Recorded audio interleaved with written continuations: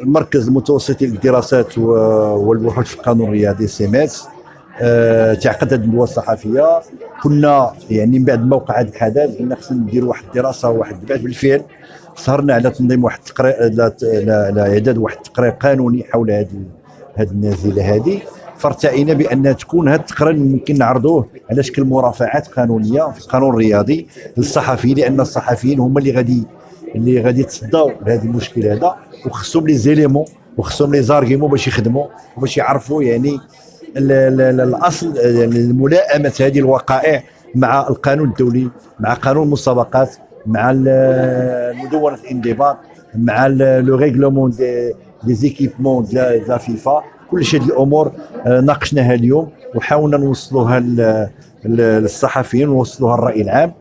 بالنسبه للعقوبه، انا يعني اي عقوبه باش نناقشوها خصنا نشوفوا المسطره التي اتبعت، ثم الدفوع التي اثيرت.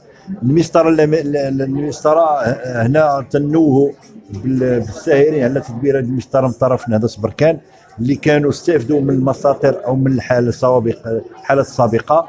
كانت المسطره المتبعه كانت سليمه، لانه رجعنا شفنا ورجعنا عرفنا بان الجهه التي التجأت اليها بركان هي لجنه المسابقات اللي عندها الصفه في تدبير في بث في توقيع العقوبات. عندها هي اللي تتنظم، هي اللي عندها علاقه بكل ما هو تنظيمي وتدبيري لهذه المسابقه، اللي هو اللجنه هي اللي صدرت العقوبه وهي اللي صدرت القرار الاول بتسليم القميصه اللي عندها الصفه وعندها هذه الصلاحيه.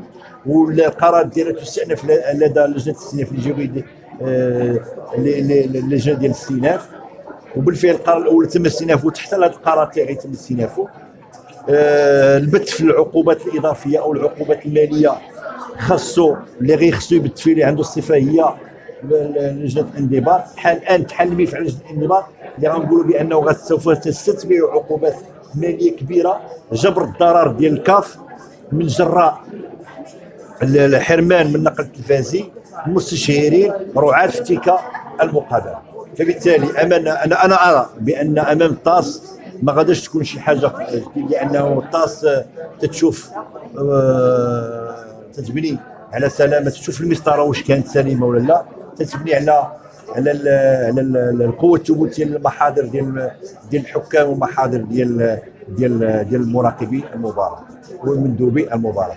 فبالتالي تبان لي بانه القرار ديال الطاس حتى لو كان ما غاديش يكون خارج على هذا